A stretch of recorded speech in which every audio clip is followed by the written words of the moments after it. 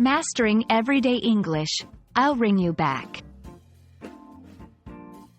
Hello, everyone. Today, we're diving into a very common English phrase that you might hear in everyday conversations. I'll ring you back. Understanding this phrase is crucial for effective communication, especially in informal settings. Let's explore what it means, when to use it, and some examples to help you become more confident in your English language skills. I'll ring you back is a phrase used primarily in informal settings, often during telephone conversations or text messaging.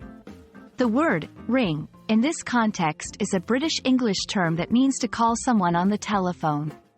Therefore, the phrase means, I will call you back on the telephone.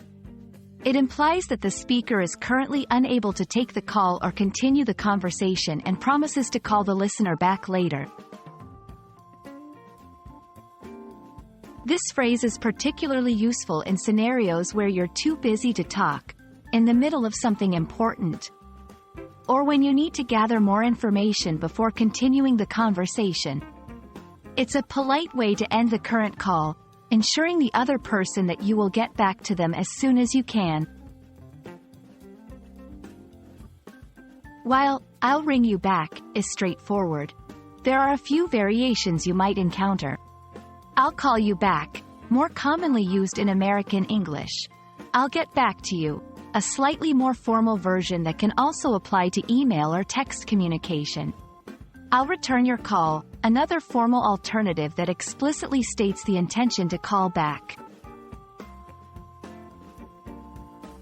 To help you better understand how to use I'll ring you back, here are a few examples. 1. During a busy workday, I'm in the middle of a meeting right now. I'll ring you back in an hour.